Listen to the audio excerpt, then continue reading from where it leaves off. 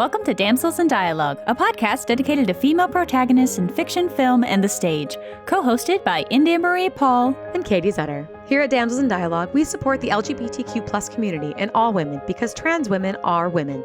This episode, we travel once again to the corridors of Hogwarts and discuss the wonderful witchy teachers and a few of its magical occupants.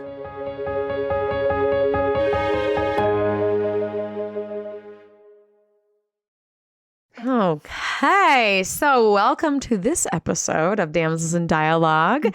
As we talk about the wizarding world, we understand that this will encourage people to want to purchase things. We highly encourage you instead to purchase some magical merch from our small businesses and sponsors. Now, today's sponsor is a wand maker. They are House of Wandcraft. They make dreamy handmade magical wands. They are resin made. They come in stunning colors and designs. And currently, their spooky Halloween designs are so fun. They have glow-in-the-dark wands. They have ones with eyeballs. And they have some wands that, they're fun. And they have some wands with like spiders inside. I don't know. Their spooky wands for this season are really fun. So highly recommend checking them out. And thank you so much, House of Wandcraft, for sponsoring us this episode. You can find them at houseofwandcraft.com and on TikTok and Instagram at House of Wandcraft. Yes. And this episode, we're going to cover a lot of things. So I'm really excited to get to it. We'll try to keep them all straight. We're going to talk about the teachers, some of the people who exist in Hogwarts, portraits and house elves, and all the things that ghosties. All the ghosties, all those. So we're going to start with a wonderful addition to the wizarding world who is not human, but is a magical portrait. So she did exist. She is just the fat lady. She is not even named. So she may truly be just a portrait. We don't know if she is an actual person who existed or if she was something painted specifically for Hogwarts to be the portrait. Similar to other things, for example, the Ravenclaw Tower. That is a specific to Ravenclaw Tower way to get in. So we actually don't know the history of the fat lady. It can be assumed, since she does not have a name, that she was not because she would have had something. There. Right. So she may have been made specifically for this job, which is very interesting in and of itself. Yeah. I'm not a big fan that she's called the fat lady. That didn't age well. It makes you think of like when the fat lady sings, like that phrase. Which they do play on in the movies. In the movies, they do play on that, which makes for very hysterical moments of, ooh, just with my voice. Yes. Like very funny when she breaks it on the corner. We love that her personality came out there. But yeah, I don't like that it's a descriptor and her name. And they do go back and forth throughout the books. Because her friend gets a name. Yeah, Violet gets a name, but she does not. And in fact, in the games, there's a couple of video games where in America, she's the pink lady and not the fat lady. Yeah, so that's kind of weird. But her as a character, it does make it very interesting if she is built specifically for this role. Yeah. Because she does so much. And we learn from her, she is one of the only portraits who we see having like a full life outside of her She has portrait. A social life, and it comes into play a couple times in the book, which is amazing. Yeah, and she does have a full personality, which we do see from other other portraits, but you see her, concerned for the group when they return. Harry, Ron, Hermione, and Neville, when they come back right in book 1, she's worried about them. When they come back disheveled, out of breath from running. We do see that she cannot see through invisibility cloaks and things like that, which is why we can assume they have passwords, because she would not be able to see through things like Polyjuice Potion and things to change your appearance. Unlike the movies, where in the back half of the movies, she just swings open because she recognizes them. They need to cut time. Whatever, I get it. Yeah. But I do appreciate in the later movies, because in the books, it isn't until later where like the movies start to make her more of a thing that she gets more popular. And I love that for her, because she gets so sassy and fun. God. Like you see, as you get to know her in the books, you have her like jerking up from a doze, like she's like sleeping. Like, okay, here, and I'll let you in. And you have the moment where it's much more comical visual when you see it in the movie of her running for sanctuary in book 3.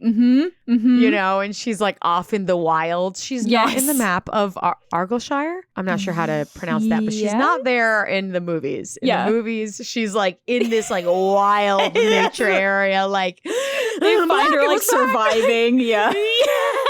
Which we love for her. I think it very much tracks for her. Like I did, you know, her in movies versus here. I just love her. I think she's done very well. They move her actually in the movies too, because they stopped filming in their original filming location. So she is in a different hallway. Come book 3. But yeah, no, it's super interesting. I love that they do a lot for her. I think it's honestly quite brave of her. I don't mind her taking a moment. Like, it's brave of her to tell him no. Black when he has a knife and he does scratch her whole portrait to shreds for a bit. Like, it's brave of her to like stand up for him and protect the kids. Yeah. Like, it's, you know, she's the last line of defense for the common room. She knows him. Yeah. She let him in for 7 years of her life. Yeah. Oh, that's traumatic. Yeah. Oh, no. When you think about it, like, and I love that she comes back with protection from the trolls. Yes. She's like, I will come back on one circumstance. Yes. Well, so her sass not only is super funny and fun, but I really think that's the only kind of personality that could handle what teenage Gryffindors would be like. You know? Oh, hands down. I agree. Yeah. So yeah, I think she's the perfect fit for that group. And, yes. And I love that she has a friend. I love that you get to meet Violet through her. I love that it's even from book 1, when they're going to go duel Malfoy, she's not there because she's off on the nighttime like visit.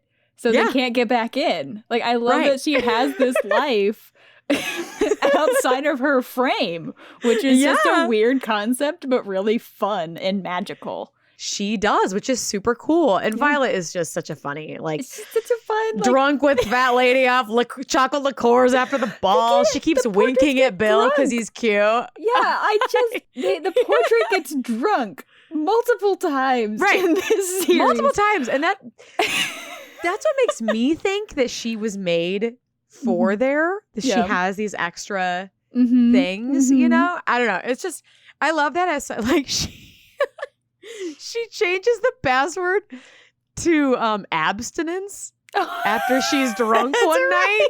Yeah, and it just cracks me up. Like, changes it there while she's drunk. I mean, love that for her. Yep. I love that she is also thinking about her watching over the students. You learn that she scolds Molly when she comes back at 4 a.m. She frequently scolds the others when they come back late. Oh, she scolds Harry when he comes in, and like, she's like, oh, well, nope, it's late. They changed the password. And walks away. And she's like, all right, I lied. I was annoyed. The password's still tapeworm. Like, come back. I wrote down that line because it cracked me up. It was, are you going to give me... No, wait, no. No, I wrote down a different line. That still happens because they walk up and have a full conversation. But yes, deliver that line because that one's also really funny. It's in book 5. And they're just discussing something outside of her portrait, which also, like, I love that she hates people just loitering. She wants to do her job and, like, go hang out with Violet. Like, get out of here. It's like, are you going to give me the password, or will I have to stay awake all night waiting for you to finish your conversation? Yep. Like,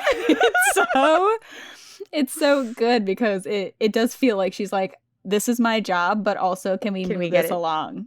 Yeah. I'm not going to wait for you. Can you just, like, get it together? Yeah. Cracks me up. Oh, she's found extremely hungover on 500-year-old wine. Yep. That's I think that's where she... abstinence one? I think that's the abstinence. Yes, because she says, please don't shout, but nobody's shouting. Yeah, it's just like classic hungover, don't look at me, like, talk quietly. Yeah, got super drunk with Violet. Yeah. My goodness. She also, like, earlier in the books shows up too. There's a moment, like, for book 4 that she has, like, a little tinsel headband for the holidays. Yeah. So she has her own little wardrobe. Yeah, I love it. I love that. Oh, and her, don't mind me, I'll just hang open until you get back. Yeah. She says that in book 4 too. Yeah. But one thing I wanted to save to the end, is there anything else that we wanted to say to her about her?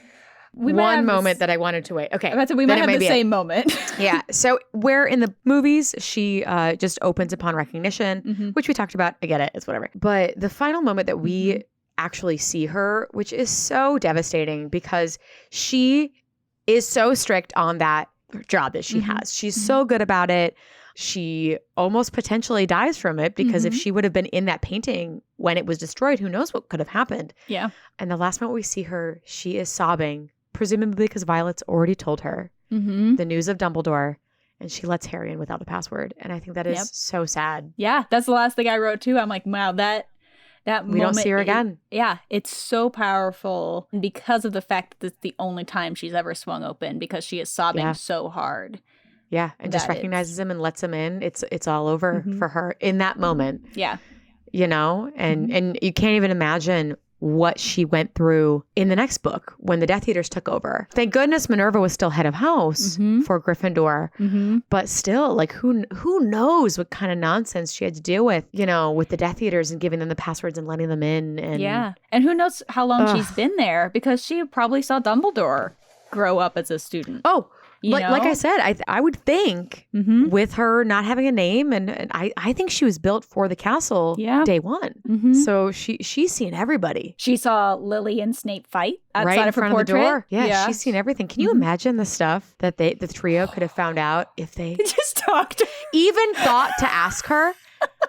And you know she would tell you because she said, like, her and Violet, asking Violet would have told them everything. Like, what a gossip. She would have been thrilled to be like, look, all this shit that I know about the students. She was a very integral part. And I do really love that the movies helped make her, she had more of a personality. She had a bigger part in the movies than she did in the books many a time, which was super fun to see. Yeah, she's just an interesting, fun character that makes the world fun. I just wish she had a name. A name. Why didn't she have a name? Violet gets a name. Yeah. Sir Cadogan gets a name. Like, what? Why didn't she get a name? But, you know, whatever. It's okay. That's the one thing. She's great. She's their own. Yeah, she's amazing. Love her. Love how sassy she is. Love her for them. And I think you're totally right. Who better to monitor and keep safe a bunch of pubescent Gryffindors? That's the only one. The only one who can handle that. You know what? Moving on to next, since we did talk about the portraits of the school, something I wanted to go by really briefly is I was interested to see a couple of the books we do get textbook lists. Yes. And I wanted to see how many of them were women. So book 2 has the largest list, but that is all Lockhart. So Lockhart, yeah. You know, that's why that list is very long. Yeah. But in book 1, we get the textbooks by female authors are the Standard Book of Spells, Grade 1 by Miranda Goshawk, a History of Magic by Bathilda Bagshot, and 1000 Magical Herbs and Fungi by Phillida Spore. Book 2, the only 2 female names outside of, you know, all the Lockharts were Miranda Goshawk, Standard Book of Spells, or Goshawk, Standard Book of Spells, Book 2, and Unfogging the Future by Cassandra Vablatsky.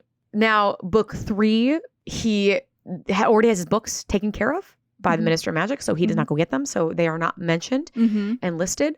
Book 4, Miranda Goshawk, Standard Book of Spells, Volume 4. And then by book 5, I gave up and said, Miranda Goshawk wrote all of them, wrote all of the Standard Book of Spells. Yeah, it felt like she was the one who, Hogwarts is under her system. She is the standard spell system. So good for you. Like, that's a big paycheck. It, girl. That is a huge paycheck for you. Get it. And then another just honorable mention. Yeah. We have the woman, the cart lady, the lady who uses the trolley. No name, right? We don't get a name. The sweets and snacks. Nope. Cool. Trolley lady. She's in a few of the books. Anything from the Trolley Dears? Yeah, she has a line. Dears. We get a line, you know. She says it a few times in the books and the movies, but that's all. Yeah. That's all she gets. Good for you. Thanks for giving sweets to all the kids. That's really what they need on the way to school. Thank you for getting so much money off of Harry. Yeah, man, because she's Harry's gonna be so excited every time she goes by that. Yeah, she's like, Ron doesn't got anything. I got you, Ron. Let me buy everything. Do we imagine Hogwarts Express is not going other than there and back. So where is she outside of the Hogwarts Express? Does she work at a shop? Who knows? Like Honeydukes? Is she a representative? Possibly. Maybe? I don't know. Who knows? Who knows? It's a mystery, trolley lady. Does she exist? Who knows? But she is a full person in that train. Yep, for sure.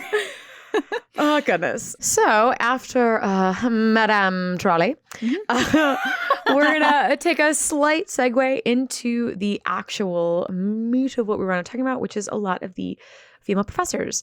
So just to quickly mention some of the smaller ones, we have Professor Vector, who is a witch who teaches arithmancy. Yes. Mentioned just in passing, casually in passing. Same with Professor Sinstra, who nervously dances with Moody.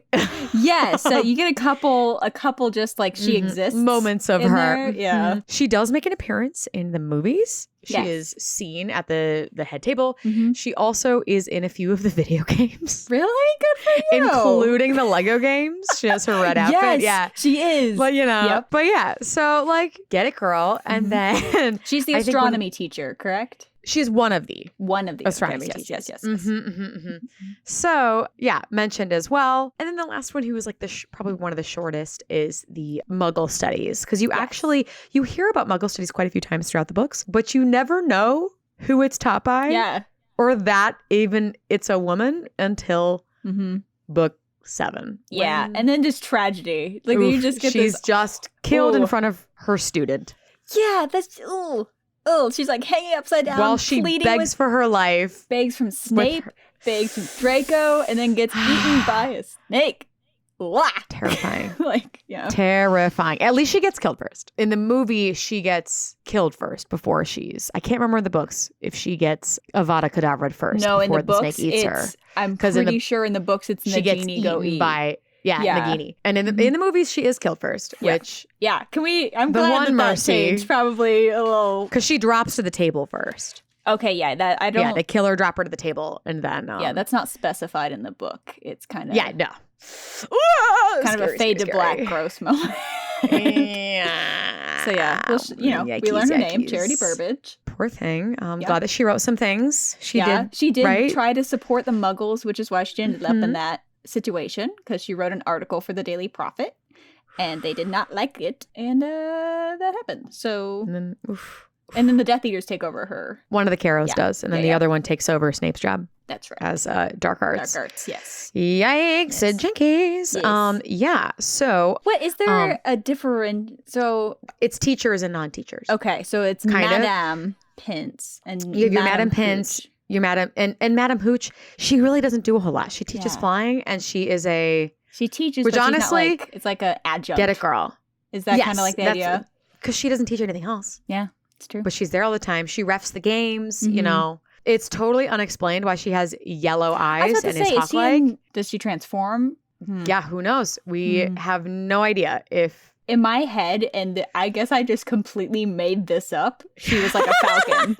Like in my head, 100%. That's how she's described as a falcon, with unexplained yellow eyes. Yeah, we have no idea. 100% in my head was like, oh, she's an animagus. She transformed into a falcon. They have They don't talk about it. Yep. Maybe it was going to be a plot point that got written off or something. Yeah, who knows? It's so specific. Or they were just like, this would be cool, and then never said it again. Yeah, like it. Yeah. Falls asleep. I do like when she falls asleep watching the Quidditch practice. Like that. You don't because like that doesn't make any sense. No, it makes zero sense. She goes on a huge rant. She gets there, sees the firebolt, literally spends so much time talking about the firebolt that they have to. Harry has to be like, "Can I have it back?" Yeah, that's true. Because she's such a nerd about it. And then she falls asleep while he's debuting it. That felt that doesn't make sense. You're right. Super weird. It made zero sense to me.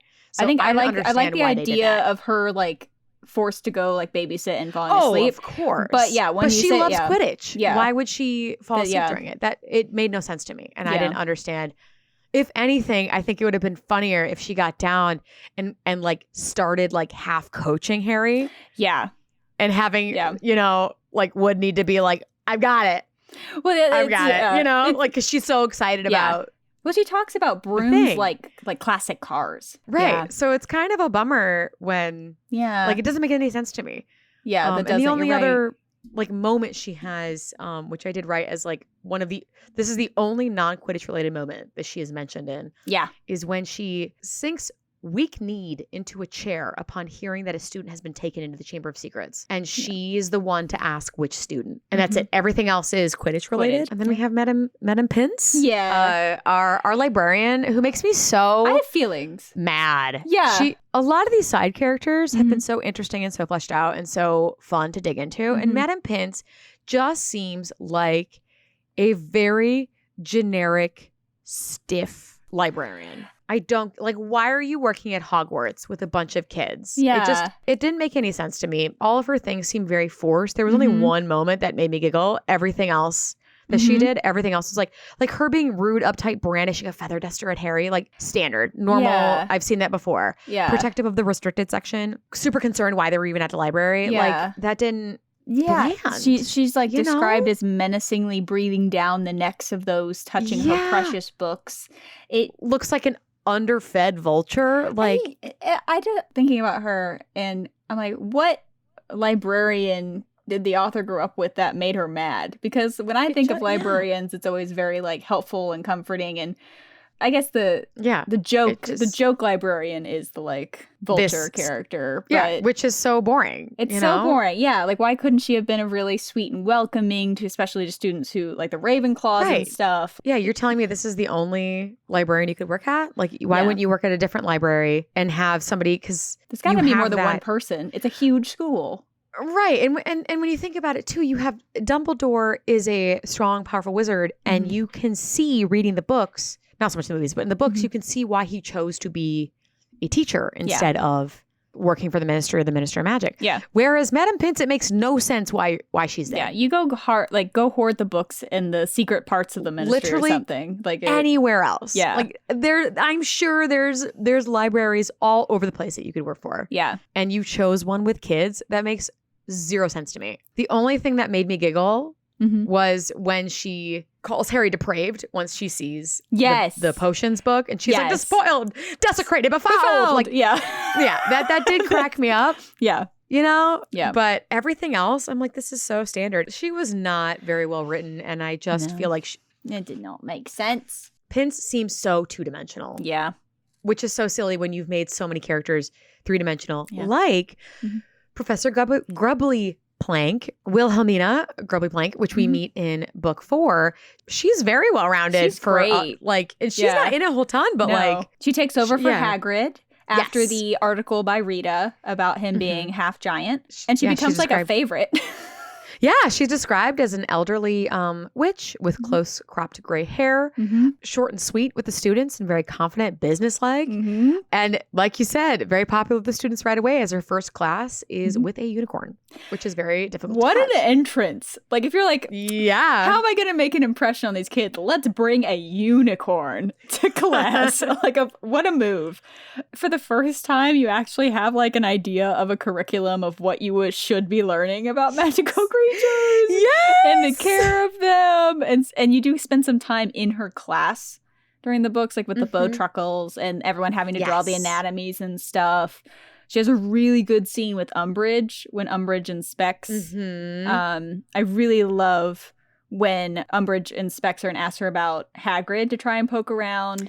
Yeah, she handles it really well, because she handles it in such a way where she's rocking on her heels a bit, so you can tell she's nervous, because every other scene she's very confident and like on 2 feet, which I mean, you have to be when you're dealing with magical creatures. Yeah. But I love that she answers things so solidly and confidently when Umbridge is trying to manipulate her, that Umbridge like has no follow-up questions. Yeah, she doesn't know how to manipulate her. Like, it's asked about Hagrid. She has a good enough answer where she can't push forward, and then she asks about Dumbledore, and without blinking an eye, she's like, Dumbledore is great. I have no problem with how he runs so things. Confident, because she wanted a friend. She wanted the anti-Hagrid to be on her side, and couldn't do it. Yeah. We do Grubbly Plank and Sinstra chat at breakfast. Yes. You know, we get a great image of her smoking a pipe and reading the Daily Prophet. Yeah. When Harry finds her in the staff room, like, ooh, that's a good like character. Yeah. She's like doing something, and her confidence with like taking Hedwig. Yeah. And she's so focused on Hedwig and what's wrong with her that she doesn't really catch Minerva and Harry's silent conversation about like what that letter is. Yeah. You know? But yeah, she does take Hedwig on her own. So which is very cool. You see like another side of the care magical creatures position where I'm sure they are the go-to vets essentially. Yeah. And Hedwig is patched up So real good Yeah. after. So she was a very interesting addition to it. And I enjoyed that she definitely felt like she's doing everybody a favor and enjoys it, but is not wanting the job. Yeah, she's not competing for it. And No. She's just doing everybody a solid and enjoys it. Yeah. Like, I would hope that her classes are a taste of what Hagrid could be. Yeah. But anyway, but she's not a great, about him, she's a great like she's a person to get in at the end of it. She has a whole, you can see her as a person with these little bits that you described that is given to you, which is really cool. And I don't know why I liked that moment so much when she takes Hedwig, because I don't know if it's because previously I had never thought of that before, that these creatures would get injured. Yeah. Or how worried she was so quickly about like, okay, and goes into like full, I'm going to fix this mode. I really appreciated that. And I'm like, oh man, there's a lot of going into these teachers. It really helped me see how much they had to do as teachers, you know, because it wasn't just the class. Yeah. It's super interesting. Yeah. So for our next two magical occupants, these aren't teachers, but they are in Hogwarts and you see them in Hogwarts. You get the first one we get introduced to is a house elf. We get a female house elf that has a bigger arc in the books named Winky. And she comes in book 4 and you get to meet her at the World Cup with Barty. And she gets tragically fired after getting flamed and framed. That whole moment, I do want to unpack that for a second because it's so interesting how when you see her, you see her sitting by herself and they're just waiting. And then like, Crouch never shows up. And I hate that. Like they're upset about it and whatever.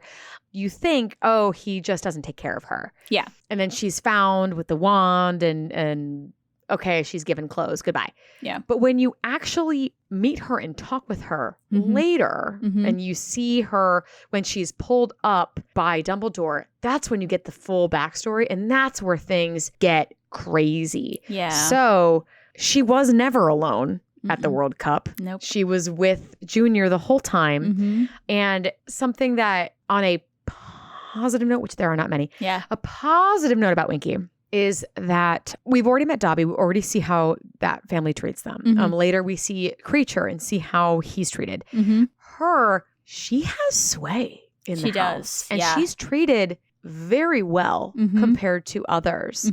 Her whole family line has been taking care of the Crouches for forever. Crouch Senior listens to her. Winky's the reason that Junior's there at the Quidditch match, which is so interesting to me that like, okay, so there's a moment of like, she is humanized and they do take care of her. And you see that in Crouch's gift to her is not just something to get rid of her. Like he gives her this whole cute full outfit complete with the hat. He tries to quote unquote take care of her, but does what he should do after that happened according to like the ministry pressure. Right. But he handles it very businesslike, but he does like kind of take care of her. So there is that bit where like she has sway. She talks about the wife and he listens to her and she truly cares about them because she does want Junior. It's not like Junior was like, take me there. Yeah. She was like, no, he should go and get out of the house. That this is a great opportunity for him to go there and have nobody know he's there. Yeah. I mean, she disobeys That's Senior. Impressive. She disobeys Senior. Yeah. To help Junior, what she thinks is helping Junior. Yeah. To get away from the Death Eaters because she knows his background. Yeah. That's impressive. She does seem to be able to say more too. Yeah. Even when she is under the Crouches. Yeah. So it just seems like she has a better home life there. Than what we've seen. Other than like the Hogwarts elves that seem very happy to be working. To serve. Yeah. Do their job, which is, problematic in and of itself. But yes. The whole system is very problematic. She at least seemed to be treated well, which I do appreciate, but still is rough because then it turns hard left, hard bleh, with her. Yeah, I was not upset when Winky was cut, but she was a fascinating story to follow in the books. I was tragic. I was upset about how she behaved after. And it wasn't her, it was the author. I do not like this. Oh, they want to be slaves. And It's awful. when she's offended that Hermione would even ask if she would be paid, she's like, I'm disgraced, but not that bad. Like, not low enough to ask for payment. It's just you can't humanize disgusting. Winky and then do that. Like you can't. Like you just. It's disgusting. Yeah. Her just drinking and not take like Dobby does so much for her. Like, she doesn't understand. Yeah, she it's terrible. is. Yeah, and that's the last we see of her. The last we see of her. The last we hear of her, because we don't even get to see her when this happens. Yeah, we hear about Dobby taking her to the room of requirement when she's so drunk that the rest of the house elves will not allow her to be in the kitchens with them. Yeah, which why? Like, why is that a subplot? Because that's another stupid, dumb thing. They needed the room of requirement, and then you have another dumb slavery thing that she's saying, oh, well, they like to be slaves so much that they don't like it when this one is being so disrespectful to their current master. Like, I hate it. I hate it. Yeah. I hate it. I hate it. I hate it so much. There was such a moment to humanize her and to maybe help the issue that you've created for yourself with this entire system. No, made it instead made it worse. Made it trash. So that just makes me sorry, I'm not even making sentences. You're so angry. You're so angry. like the thing with the house elves just makes me so angry because like it's not it. We'll get into it's not even like it didn't age. Like it wasn't super appropriate at the time. And there are things you can do. I get it. It's a fantastical world, and you can make things fantastical and make different creatures, different things, jobs and have different hierarchies and different stuff because it is a fantasy world. But it's just her specifically is what made it weird. Yeah. Like and like, hers the is what Hermione made it so bad. The Hermione subplot started Hermione it, which we will get made to. It so bad. Yeah, like it's what the attempt at what felt like attempted activism that went super bad. Yeah. But that's a whole thing to unpack in our Hermione finale. Yeah, we'll do that too. But Winky was a horrible addition to that problematic part of the world. It's tough. Yeah. It's tough. And another... No, I can't. I just have feelings. Yeah. It's just I'm sure everybody does. It's just anger. Yeah. And now more anger. More anger. Which we meet Helena Ravenclaw, which is the ghost of the house ghost of Ravenclaw. We actually do not know she is Helena Ravenclaw until the very last book. And we do not meet her until the very last book. We hear that she is the Grey Lady. We hear about her being the ghost in the of Raven Tower. Raven Tower of Ravenclaw. Tower of no, Ravenclaw. You're good. I mean that too. The Raven Tower, Yeah. We know about that, but it's not really revealed who she is. And you don't meet her until the final book and final movie. And this has had the fandom enraged since its inception. Yeah, it's not that it aged badly. It's that from the beginning it was bad. She is the daughter of Rowena Ravenclaw. Yes. So she took it from her Rowena mother. Ravenclaw is a well-renowned, intelligent. Obviously, how do you follow that up? And she was very jealous. Yes, and that's why she ends up taking the diadem from her mother to try and be cleverer than her. And to, I feel like there's a lot of trying to prove yourself when your mom's this and crazy, incredible woman runs away with it. To Albania, because of course everyone just goes to Albania when they need to get away. Voldemort, everybody just let's go we to learned that Albania. Voldemort went there. Voldemort went there to find it as well. But it's such a random thing. Yeah. And I believe, correct me if I'm wrong, but her mother didn't tell people that she stole it because she was embarrassed. Yes, she didn't tell anyone. She wanted to keep up that rapport. She then got terminally ill. Her last wishes were to see her daughter. Yeah. And this is where things get rough. Yeah. This is where things get rough because, so she sends, who we find out later as the Bloody Baron, to we've met from like book one. Her daughter. Yeah. We've met book one. He's terrifying. Yeah. He has blood all down his front. Terrifying. We don't know how he died. We don't know who he's killed. We don't know anything. We just know he's terrifying. He can, up until this point, he's the Bloody Baron because he is full of silvery blood. She has a little bit down her too. Yeah. Down her front.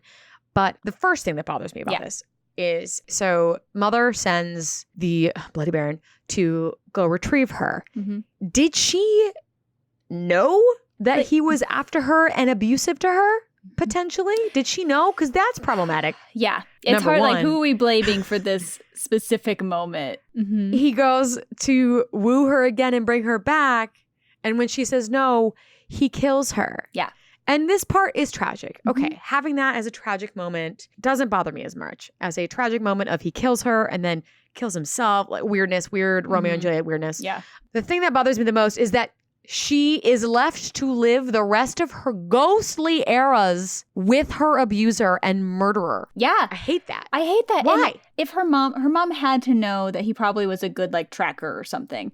Whether or not she knew he was abusive, because he's described as an ex-lover. So this is someone who tried to court Yes. Helena at some point and it didn't work out. And he probably was now stalker-ish. So he like stalks her there and as soon as gets rejected, murders her and is violent. Like he's known as a violent human being. I feel like that's known. So for Rowena to either be desperate enough to use him because maybe other attempts have not worked or she doesn't know because she's so estranged from her daughter. Or doesn't know. We don't know.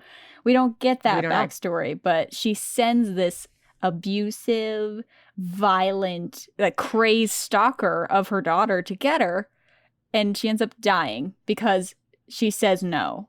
And that bothers me that her death is like that. Like that didn't have to happen. Like No. And why is she still there? Why is she still living in the castle? Yeah. With her mother, who she did not like. Yeah. With her abuser. Why did she choose to live as a ghost? Because it's arguable that he chose to live as a ghost to be with her. Yeah. So it's just, I hate that. Yeah. I think it would have been better if it was a picture or like a portrait on the wall or anything. Like, but the Bloody Baron wasn't involved. Why is she forced? Yeah. Why was she forced to live with him as a ghost? That makes no sense. Yeah. Why would you be why would you want to grow old with your abuser? Yeah. And from an author standpoint, it felt like she was just trying to do something shocking that tied a character that's been in there all along to her. Like, there's no, like, why did the Bloody Baron need to be a part of this? Why couldn't he have just existed as the Bloody Baron? Like, why was he allowed to be back with students after when he had done something like that? Oh, but he killed himself in remorse. I don't care. Excuse you? Don't care. Yeah. Don't care. That doesn't make anything better. Yeah. I hated everything about that. It's a cool character because you have the daughter of one of the founders in the school. Like, that's amazing. And then it just becomes so terrible. So that's a big anger. She has a lot of backstory in a very short amount of time. Yeah. So, she gets manipulated by Tom Riddle, and we do get why. Yeah. Because she does end up showing him or giving him the diadem so that he can curse it, which she then, doesn't like. This poor girl, like, finally gets to befriend, like, another cute boy. Gets tricked. Which is still strange because you are very old.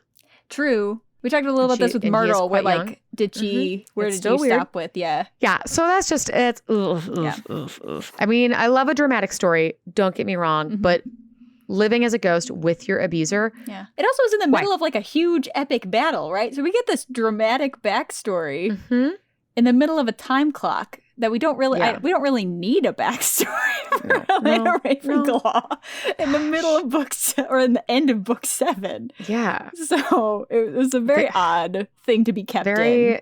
Yeah. And it's very honestly, I think it's anti-feminist. Yeah, to for sure. Have her live with her abuser. Yeah. Forever. Yeah. And Dumbledore allows it. Forever. Yeah. Like, But anyway, okay. Yeah. I'm just going to keep being mad about it. Yes. So let's move on to another head of house, but not a ghost. Yes. We have Professor Sprout. Oh, I love her. She is the head of House Hufflepuff. She is described as a dumpy little witch, which once again, I think I said this for Molly Weasley.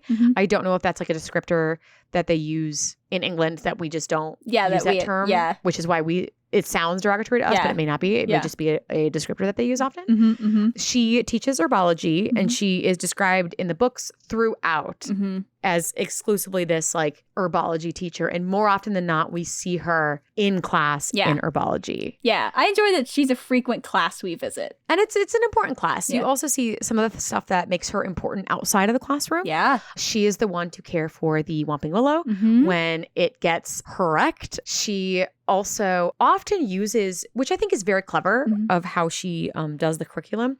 She does it based on the needs of the school. Yeah. Particular Madame Pomfrey. Yeah. So them potting the mandrakes and like the kids are actively helping.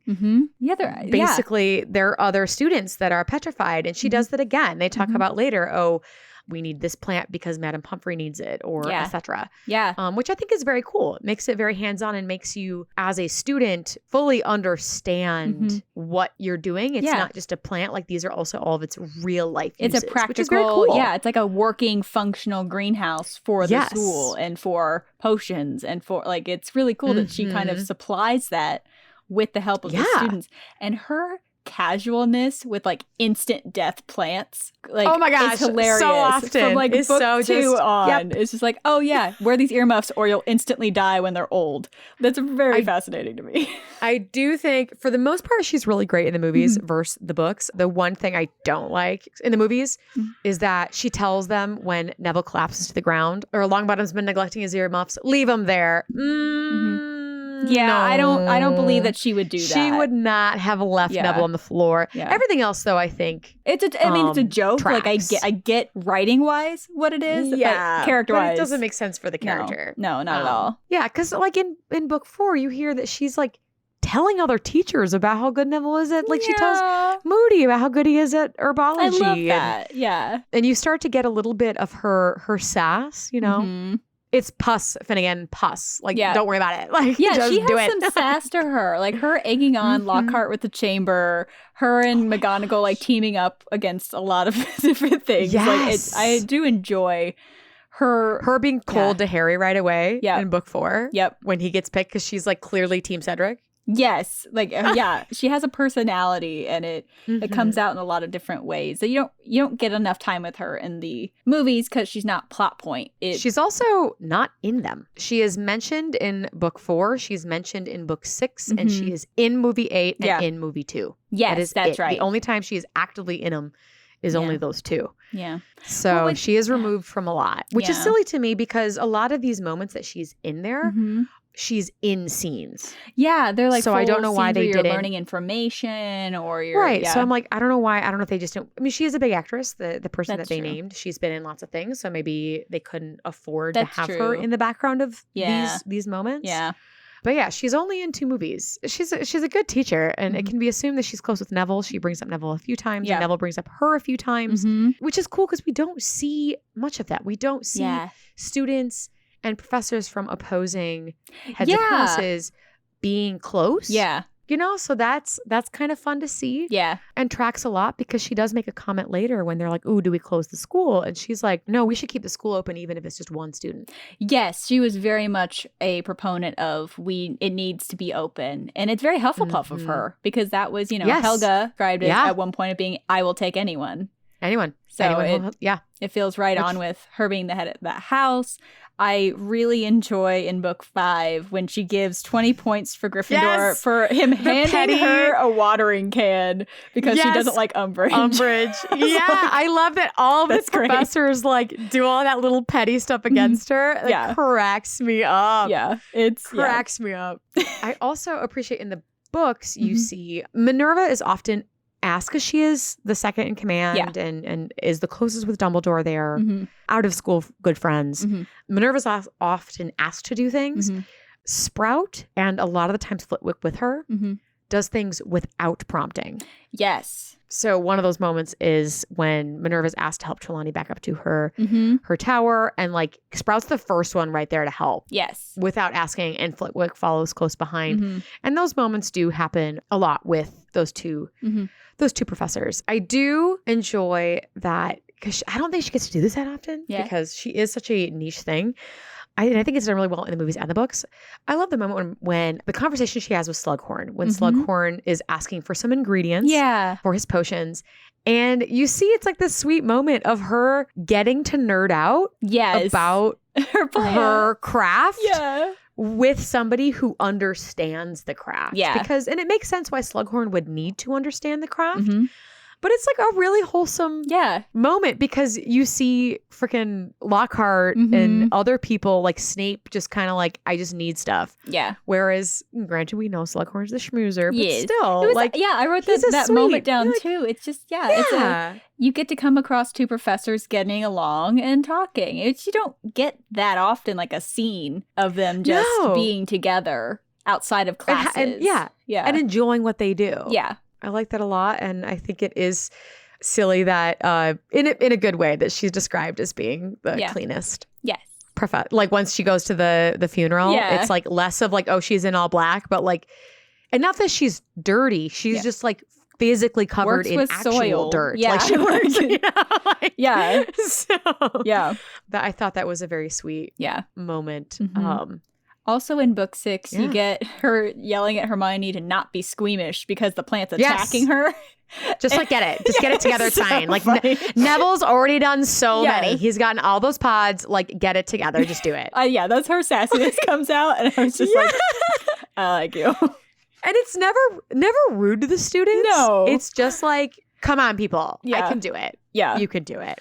I enjoy that a lot. And okay, her shining moments, I think, though, are book 7 in the astronomy tower where she takes any above age, like of age students, notably Neville Longbottom, running up to the astronomy tower to fling mandrakes, venomous tentaculas, anything that they can throw over the edge. Plant. Deadly. Like to do this.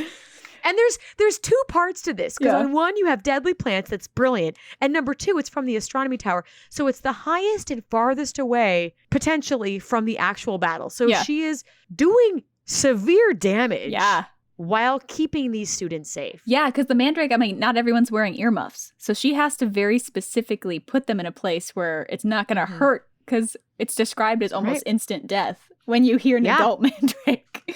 So, she's and away from, because they're fighting from the ground up. Yeah, the Death Eaters. Yeah, she's like plotting dropping little mines all over the. They're lobbing them from the tower. Yeah, is what they're doing. So she like dropping them in the like grounds around, like setting up a perimeter. So it's awesome. It's so cool that she is protecting those students at the same time. Is doing that and her chatting with Slughorn and Flitwick at the end after with T. Is just. Yeah. Like they're rebuilding the school together and you kind of get maybe the sense that Slughorn is staying on for a little bit longer and talking about what they've been through. And you get a really good core group. And she is part of she's the head of house. So she's part of this core group. You get the sense that Minerva can lean on her and trust her, which is really nice because Minerva does so much, as we discussed in one of her episodes. Yeah. Ooh, we do get a couple things where she has her head of house duties too, like telling, which is not fun for her. The duty that we hear that she has to do is telling Cedric's parents about Cedric, but it is a duty nonetheless. She loses a student. Yeah, that's tragic. And Minerva has Jenny in danger, but Jenny doesn't die. And the trio is always in trouble. And the trio is always she's in like frustrated trouble, but they all them, survive it. And Sprout's the one who actually has a student die at Hogwarts on her, which is that's super tough. But she handles it really well. And I like her journey with Neville. Yeah. I love that Neville goes back to work, take her job over. That would be a fun moment to see. I don't know if there is fan art of this, but I'll have to look it up later because I think it'd be fun to see fan art of like Sprout interviewing Neville. Yeah. Oh, I love it. Now, moving on, we are going to segue for a teacher who is not from Hogwarts for just a moment. Madame Olympe Maxime. Yeah. That we meet in book 4. I really like her. We only get a small glimpse of her. Like, we spend a lot of time with her in book 4, and then we get like tiny bits after. But because she is the headmistress of Beauxbaton School in France, and she does have a lot more to her that we see a lot through Hagrid. Yeah, she's great. I love her rich taste. It's always described. She always gets her outfit beautifully described. Opal, satin. She's wearing like lavender and lilacs and all sorts of, like, she is not afraid to show that she likes her taste and I like has that this she really gets sophistication about her, and is also described as the largest woman Harry has ever met. So she gets this like very feminine outfit and look. And she has some spice to her too, but I really enjoy that they didn't make her just like a big lumbering person. A big dumpy woman. Yeah. They didn't make her, to be blunt. No. Yeah. They made her covered in opals. I do appreciate that because you have Karkaroff just like being a brat like the whole freaking time.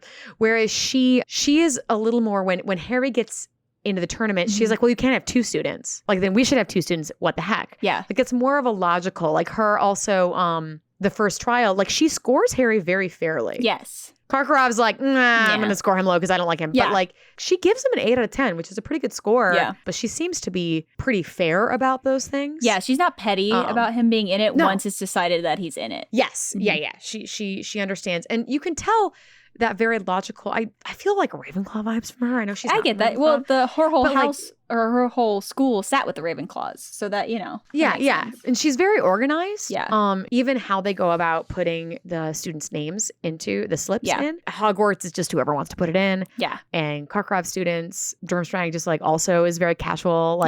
But Madame Maxine, it feels very much like, especially from what Fleur has said, it's like we have planned for this. Mm-hmm. These are the students that are going. You are all submitting. Yeah. Here's our line that we are marching up. And one by one in line, they drop their things in. Their slips in. It's very Beauxbaton. Very organized. Beauxbaton has a lot of like order. And there's a respect for her that I really appreciate where they describe them standing as soon as she enters and they do not sit until she sits. And that's... Yes. It feels like a sign of respect. It doesn't feel like a dictatorship or something. A forced Mrs. Hannigan moment. Yeah. It feels like like they're a little more about the order and the respect of things traditionally in that kind of hierarchy structure. So I appreciate that about her power as a headmistress and the respect that she gets as a headmistress, which I really like. Yes. Yeah. And I love that for her in so many aspects, because we do find out later that she is half giant. Yeah. She had to jump through lots of hoops to get where she is. Yeah. So you find out that she is a very strong witch. For her to, there's a moment where Hagrid is captured and she used the conjunctious curse on 2, gets 2 full-grown giants in the eyes. Yeah.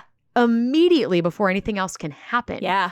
And gets him out of there, which that is some quick draw, sharpshooter skills to do that.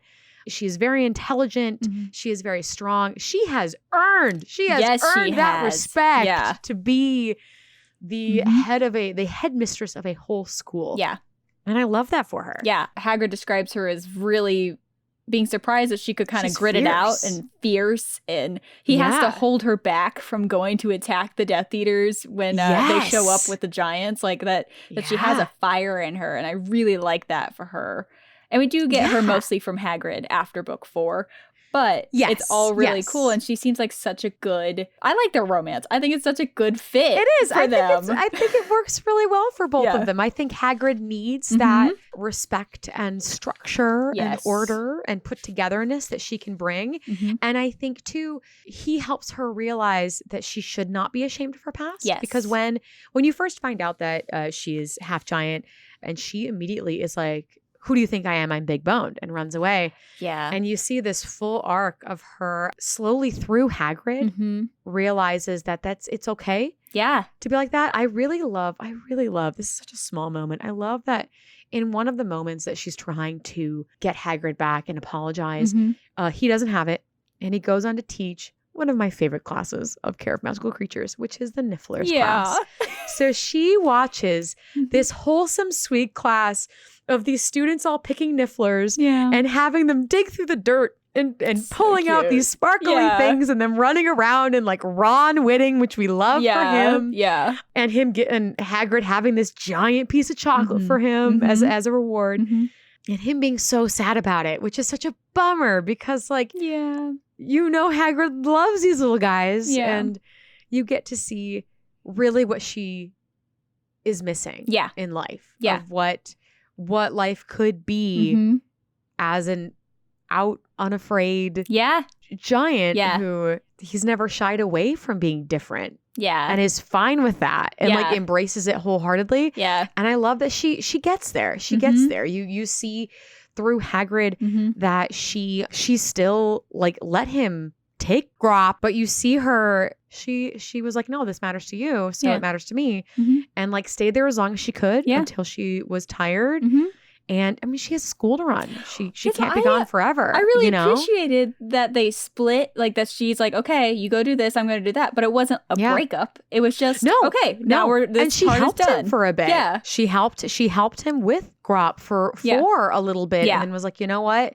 There's only so much I can handle. Yeah. And I need to go back to school. Yeah. That's a big thing for her to do, to accept this giant that she knows Hagrid is going to take back into the real world, you know?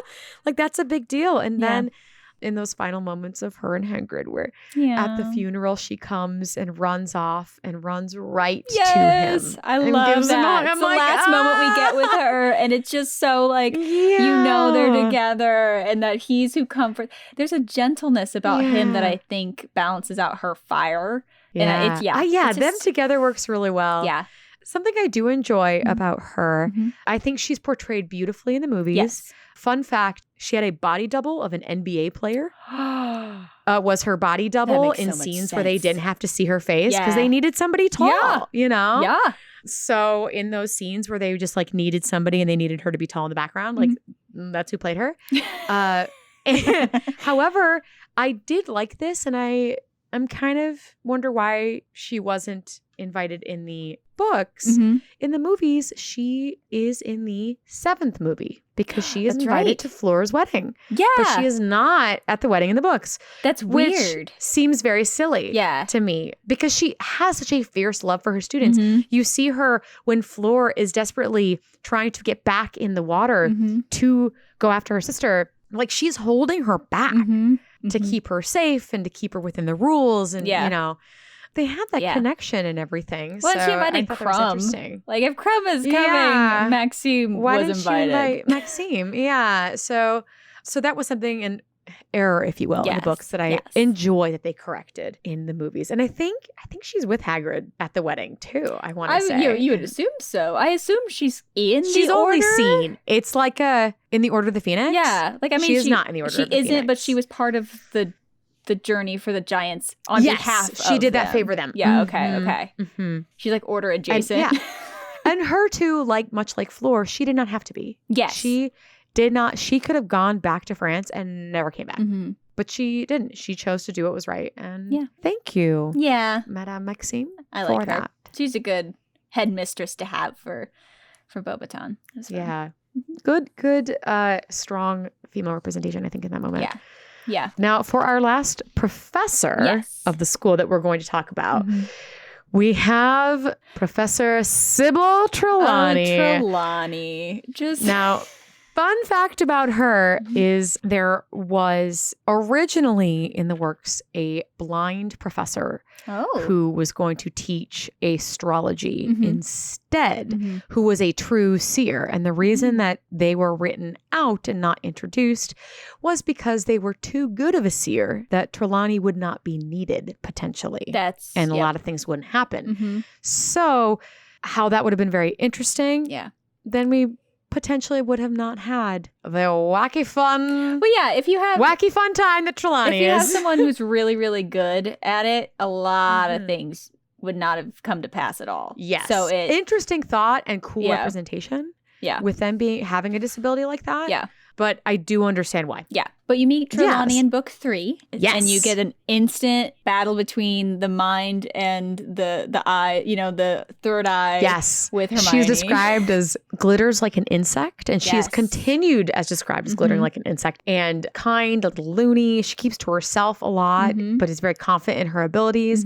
And most of the time, she is almost unbothered by others' opinions of her. Yes. And I think she is portrayed very, very well in the movies. I think she is that actress does a phenomenal job. And I think this translates right from the page very well. Yes. I think she captured her in a very short amount of time because you do get like the incense everywhere and you're walking into a thick fog of that with no light. The costume designer for the glasses alone, A+.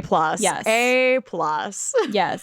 And I do like that we have a little bit of a challenge to Hermione from Sybil. I like that we have something she's not automatically good at, that we get personality with Lavender and Pavarti, and I like their Yes. relationship with Sybil.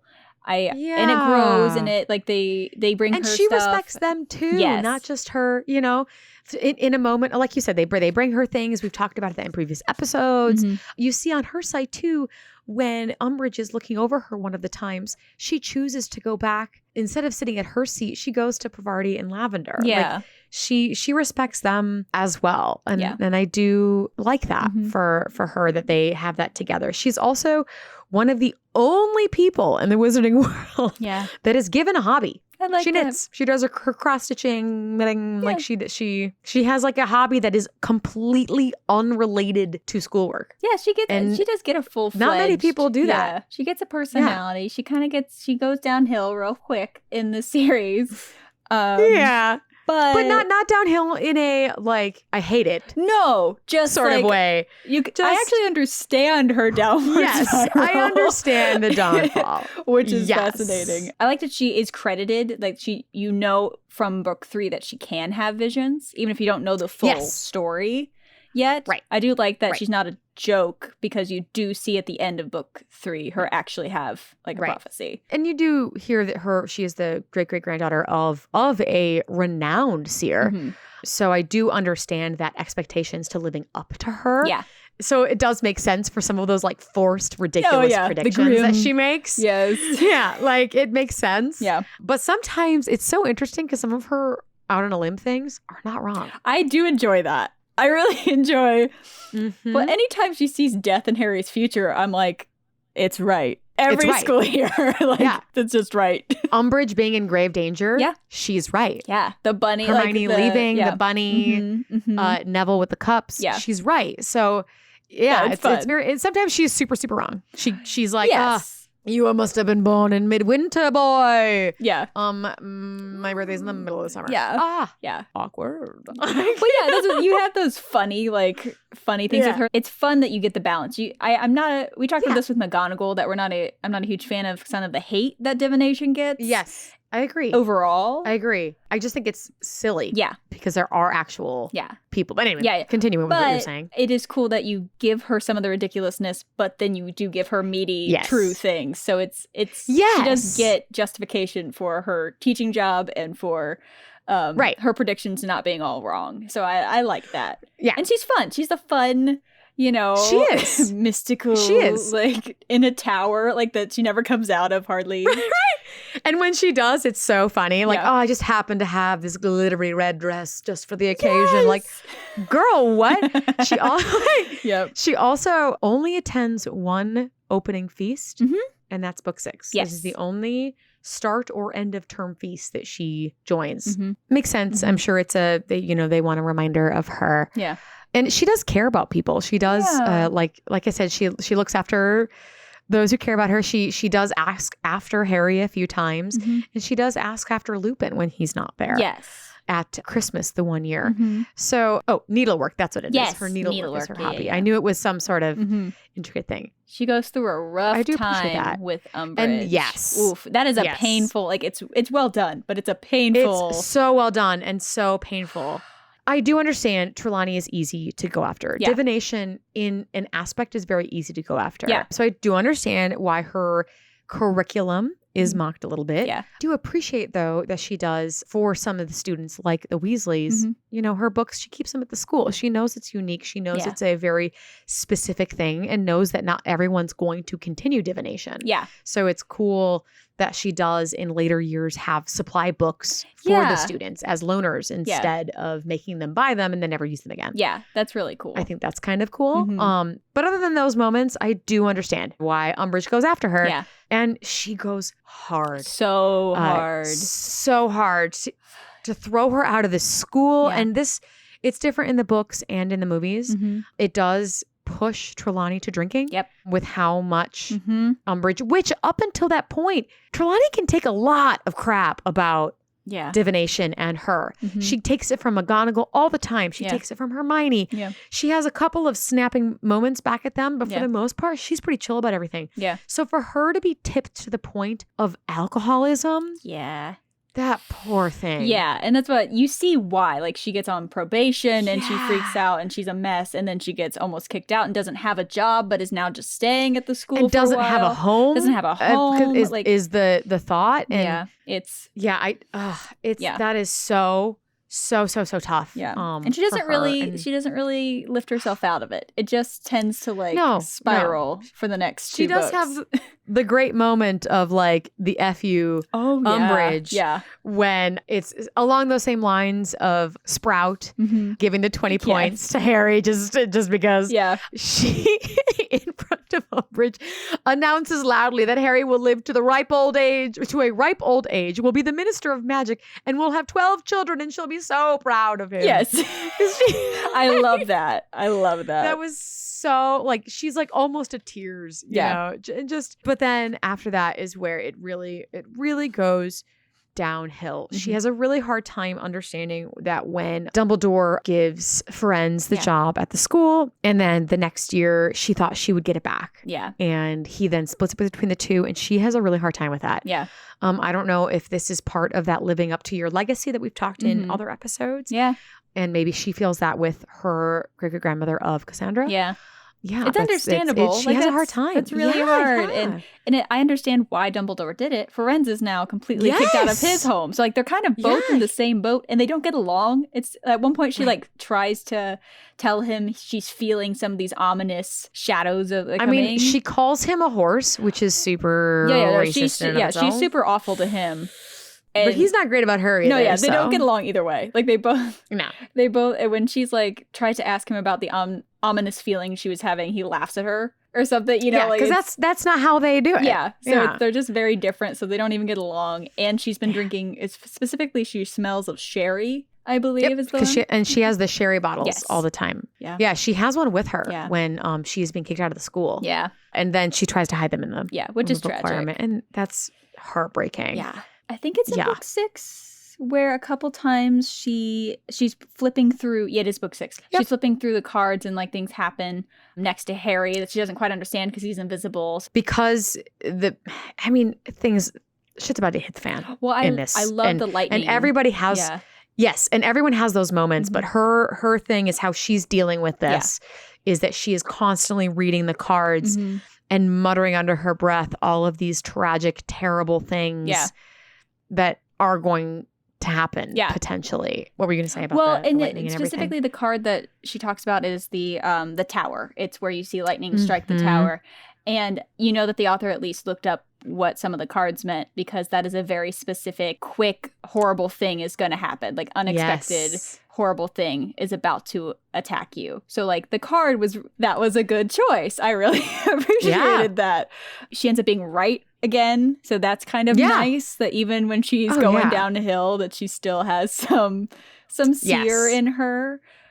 I feel bad for her because I don't think she has friends outside of, I think it's hard to relate to her. Yeah. I don't think she minds a whole ton. Yeah. But it's these moments of stress, and she's lonely in this alcoholic state where there's only so much the students can do, Pavarti and Lavender, to help her. Yeah. And that is kind of sad when she meets with Harry and is kind of disappointed when he doesn't go with her. And he's like, oh, I thought we'd go together. Yeah. And that's such a bummer. And that's kind of where we leave her in book 6. Yeah. She's saying that Dumbledore doesn't respect her anymore and she's so lonely and sad. Yeah. And then it is very gratifying, at least for me in the end. Yes. Where in book 7, you do see her do 2 things. One, she is fiercely in the battle. Yes. Just like a tennis player launching crystal balls at these Death Eaters. Yep. She takes out Fenrir Greyback. Yeah. Yeah. And she does attempt to help Lavender, one of her favorite students. Yeah. You know, so that's a good moment. I don't know if it was intentional that she saw Lavender under there, but I think that was a very nice moment. Yeah. For her to come back and help one of the students she was closest with. Yeah, and after seeing her kind of hit rock bottom in book 6, it's nice to have a little bit of like almost a cathartic release. Yes, for sure. I appreciate that imagery, that we leave her in that imagery. We don't leave her hiccuping drunk and being told she can't keep visiting Dumbledore and rock bottoming. So I do appreciate that in book 7. Yes. And she seems at least sober in that moment. Yes. And like you said, very cathartic getting it out. Yeah.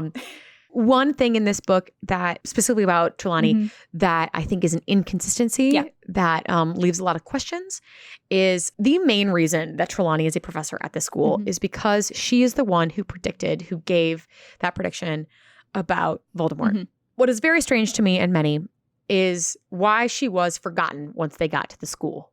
Death Eaters took over. Yeah. They didn't kidnap her. They didn't do anything about her. They just let her be.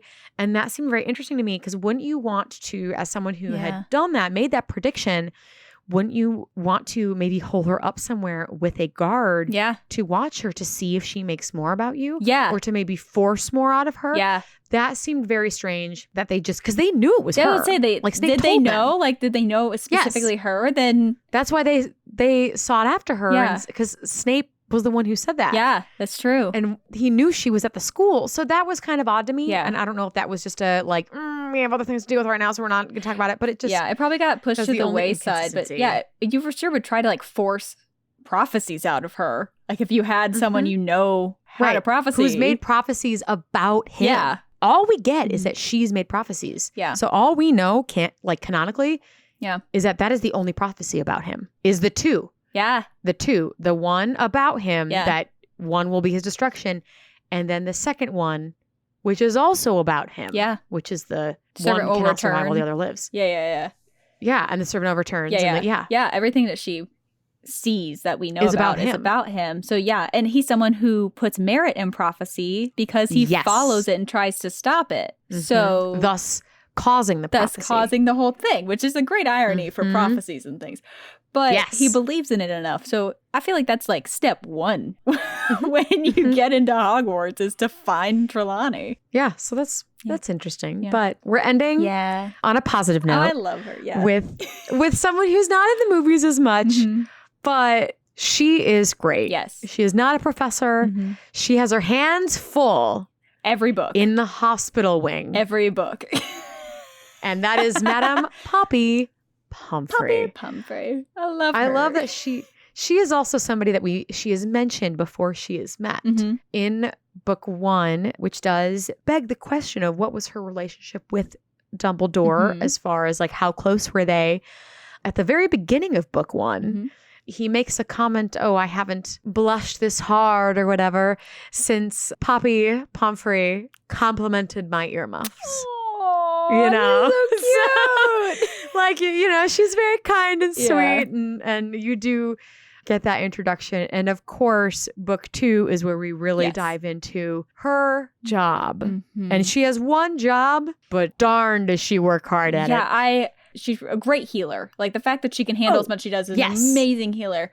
Yes. And arguably by herself. There's nobody else described as being there. Yeah. It's got to be one of the weirdest healing jobs because of the random, before you get the golden trio and everything going down. Yeah. Just the amount of stuff she has to deal with. Accidents and things with young wizards. How many professors does she have to deal with that don't know what they're talking about? Yeah. Because she often, I get that there's Lockhart and she's like super upset about like Lockhart messing up her arm.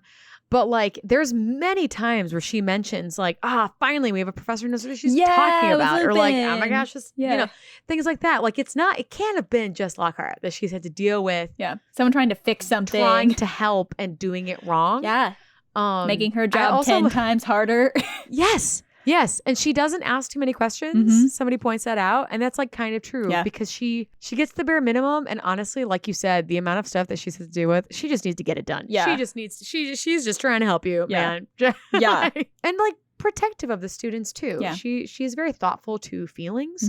She protects Hermione's look and image when she is turned up into like partially cat and like hides her away, which is very thoughtful. She also seeks out Filch to calm him down and update him on the mandrakes. Yes. Mrs. Norris and like that's she truly cares about the students, and that comes back many times. She gets worried in book 2 that the students may be finished off soon. So she and she's referring to the students in her ward. So she protects them very fiercely and she's worried that they're going to come back and like I said, finish them off. But at the same time, she's very logical Yes. with them. So we do not know what house Mhm. Poppy Pomfrey is in, but I would be very interested to see what one, and maybe you guys have an Yeah. opinion on that. Yeah. Because she is very thoughtful of others, but then at the same time, she makes comments that are very logical. Like, there's no point to talking to a petrified person. Yeah. Or, very blunt about, okay, there's only so many people who can be in this Yeah. this room at a time. Like, Mhm. give them space. You need to stay here for 2 weeks to recover. Yeah. Things like that. Mhm. So, yeah, I'd be very interested to see what house she's in. Yeah, I could see a lot of different. We do get a couple glimpses of different sides of her in the book, so I think We do, it's a we do. discussion that could be had because something that I admire about her that I also admire about Minerva is the intense protection of students over Yes. anything else. That she constantly is Mhm. telling people to leave students alone because they need to heal. Like she says this Yes. to Dumbledore in book 3, and she Yeah. doesn't disobey Yes. him. But she stands gets up. mad. Yeah, she stands up She to gets him angry that he, Yeah. yeah. and tells him And he- she storms away too. Yeah, so it's like she When he's like, you gotta go. yeah, which I mean, like we know why, but she Oh, yeah. tries very hard to tell him to leave, which is not something a lot of Mhm. people can do. So Does she say something to the minister too? oh yeah, about, no, like, she kicks the come on, minister this out is, like- too. Yeah, Yeah, she's like, Harry, like, sir, Mhm. you will find your score later. I will attend to you first. Yeah. Get out of here. yeah, Yeah, and she also equally is as upset about the Dementors at the school Yeah. in book 4. Dragons, she says in a disgusted tone. Like, she's so furious about all this stuff that she Yeah. has to deal with these, and not even just her having to deal with it. She doesn't want the students to have to deal with it. yeah. You know? Well, that's in book 2. I wrote down Harry goes to the hospital wing first day, and she says, Yep. Oh, it's you, is it? I suppose you've been doing something dangerous again. Like, just constantly with these 3. She just like assumes that they've done something wrong. Yeah. It doesn't ask, Constantly? yeah, and you're right, and doesn't ask questions. It's like, okay, what's wrong with you? Yeah. Get this done. Yeah. Ugh. Book 4 is last year Dementors, this year Dragons. Yep. This year, right? Oh, yeah. My goodness. Well, then they haven't done the like, Triwizard Tournament in so long, and all of a sudden it's like, Right. Triwizard Tournament. Great. So the most dangerous Yeah. ever. hurting the players and the hostages. Yeah. She like immediately grabs them and hurtles them back after task 2 to treat them. Yeah. I mean, she's all over the place. Yeah. Dumbledore constantly calls her by her first name. Yeah, I love its puppy. Yeah, she does. She's once again, her not asking questions a whole lot. She's like, why is her dog here? Yeah. And Dumbledore's like, It's the only one Here. She's asking like, okay, the logical whatever. question. moves on. Yep. Does ask her to take care of Winky and then take her to Dobby. And she's like a little startled by it, but like does it. Yeah. But I mean, she is super thoughtful of the students. She's like Yeah. impressed when Minerva's not killed by the stuns, I love how but mad happily she sends her to is. Mungo's. Oh, she's furious. So mad that they would do She's- that to Minerva. Do that to her. Yeah. Yeah. She said she would. She said Um, she would resign in protest if it weren't for the Oh, students. And she does that while aiding a student. Yeah. She is actively running around helping a student Yeah, and says that she would resign in protest yeah. If of how they were Mhm. treating everybody Yeah. that year. Yeah. Yeah. And she's the one who patches up the students after the fight with the ministry. Yeah. They don't go to Mungo's. Yeah. After that, they are taken back to Hogwarts, which I think is Yeah. interesting too, because arguably Mungo's is closer. yeah, like why wouldn't you go straight to what's presumably in the same city instead of Yeah. Scotland? Right. And she does there's moments where she does know her limits. Mhm. Like when she does send people to Mungo's, Yeah. another student she sends to Mungo's is Katie Bell. And Yeah. actually when she is cursed, it is understood that Snape actually in this moment is more helpful Yeah. than her. Mhm. And not in a bad way. No. It's just expertise. It's a dark in thing. that. Yeah, it's a dark art Yeah. curse. In that sense, Mhm. I do love there's a couple moments where she's like so active in what she's doing Mhm. and not in a bad way. She's just like we talked about, she has a lot of stuff she's Yeah. dealing with. She's a lot of kids she's dealing with. And these are just who we follow in the books. Oh yeah, you know how many accidents have to happen every day? Right. Right. I mean, we hear McGonagall who had to deal with somebody transforming their friend into a hamster. Yeah. Yeah. I'm sure she's dealing with that kind of stuff all the time. What I like is that we learn to be a healer, how hard it is. How many Yes. newts you have to be able to get, to be a healer. Yes. So we know she is so accomplished to even be a healer. She is so, and she has to do so much. Yeah. And I wanted to point out a couple things that she does Mhm. that really shows how strong Mhm. she is and how skilled she is. Mhm. One of them is she arguably has had the most dangerous job in the entire school. And that job was escorting a werewolf to the Shrieking Shack every month. We find that out not from her, but we find that out from Lupin. Yeah. That it was her job alone. And that was before potentially the Wolfbane before they had the potion cure was made. Yeah. So she, and I mean, it isn't even a cure. Well, It's like a medicine. a staving off like of things. Yeah. So she was the one to take him to the Shrieking Shack every month. Like when he could transform at like any moment. At any moment, any moment. And she had to do that knowing that if he gets out, she would have to treat him and anybody else that he attacked. Yeah. The stakes are so high for that. Yeah. And for her to do that. Yeah. Wow. Yeah. Wow. Yeah. That speaks so highly of her skill because arguably Dumbledore is the strongest wizard in that castle. Yeah. We don't know because we only hear it from Lupin. Either she was confident she could do it herself, Dumbledore was confident enough that she could do it herself, or a combination of the two. Yeah. That she did not need assistance doing that. Yeah. And that is very strong. And that she cared enough about her student to agree to do that. Yes. 'Cause that is dangerous. Yes. That's super dangerous. And to keep that secret from others, that's so dangerous. And she's powerful. Another moment that you see that I like that's so small that I did not catch until this read around because we are psychoanalyzing, like really deeply analyzing it. So when she finds out that Dumbledore has died, her first reaction is she bursts into tears. Yeah. Understandable. Actively sobbing while they have the conversation of what happened. Yeah. And something that she does is in that moment of bursting into tears, Minerva collapses. And while she is actively crying, Poppy Pomfrey conjures a chair That's right. underneath Minerva. From the moment she starts to collapse, so she does not hit the floor, she collapses into a chair that was not there until Pomfrey does that. The reaction time of noticing, like she is so skilled at her job that she sees that Minerva's about to collapse before she does. Yeah. And gets that chair under her before she hits the ground. What? I love that. That is amazing. Brilliant. For her to like pull one over that in that reaction speed is incredibly fast. And I think that really attests to her abilities. Yeah. And I love that. I think those two moments were like really wow for me. Yeah. She handles all the students who were attacked. She cares for Bill before Molly and then Fleur take over on that. Just there's so much she has to deal with. And in the end, did I catch us right that she duels and defeats a Death Eater in one of the moments as she's going? Or is that from a different canon that I found? I didn't write it. I have that she oversees the student evacuation. She does that. Yeah. Oversees the evacuation and she takes care of all the injured during that reprieve. Yeah. It wouldn't surprise me if that happened, but I didn't write it down. She overtakes a female Death Eater. Yeah. Yeah, I'll have to find out where my break. That could be another like amongst all the. Like I said, some of these things I know all the like just from the games and all this stuff. But she is really really cool. Yeah, I think as a character, and I love that she's well rounded. I love her fierce loyalty to the students, like you said. But it's different than Minerva. It is. It's a care about their safety. Without necessarily being someone who gets to know them. It's more of like the students as a whole. The students as a whole is what she cares for. And whoever shows up is whoever she cares for. But she doesn't get to know them on as much of a person. Unless you're like Harry and Ron and Hermione and end up in the hospital all the time. She's there all the time. You know? Like you don't necessarily right. meet half the students. Yeah. It's a loyalty to Hogwarts, to the student body of Hogwarts. She's never described as being she doesn't go to the dinners, the feasts or anything. And I can't even imagine what she had to go through to patch up the students after the Battle of Hogwarts. Well, I cannot even imagine what went through her head of the students that she had to just she was in a war zone. Let go because they've passed. Yeah.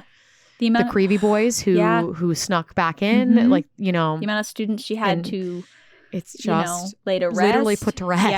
Yeah. That she couldn't help. The amount of students that she tried and probably couldn't save because they needed mungos. Like and she stays there. She stays on and works there for a while, and she is mentioned in later things. I'm glad we got to talk about some of these professors and unpack them a little bit because I had forgotten how important Madame Pomfrey is, and it was fun to really dive in and look at them. Some it was not fun, but some it was fun. So I'm glad that we we did this. Yeah. And I hope you guys enjoyed this episode as well. Yeah. Thank you guys so much for listening. And tune in next week for another deep dive into some more witches. Ooh, see you next time.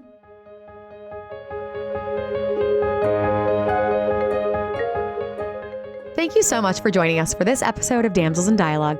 Tune in next week as we discuss some of the series' most notorious women, Rita Skeeter and Dolores Umbridge, along with the tragic Cho Chang and some of the many witches we met along the way. If you enjoyed listening today, we'd love to have you subscribe to this podcast and share with friends. If you really enjoyed our discussion, you can find more behind-the-scenes content, a peek at our research notes, and even entire bonus episodes on Patreon. Each month, we release a full after-hours episode where we will discuss each movie adaptation, and don't hold back. You can reach us on social media. Links to all our platforms can be found in our About section. Until next time, this has been Damsels in Dialogue. Have a nice day. And fuck TERFs. This podcast episode is sponsored by House of Wandcraft. Dreamy handmade magical wands. You can find them at houseofwandcraft.com. And this is produced by Hello Out There Audio, part of Hello Out There Productions.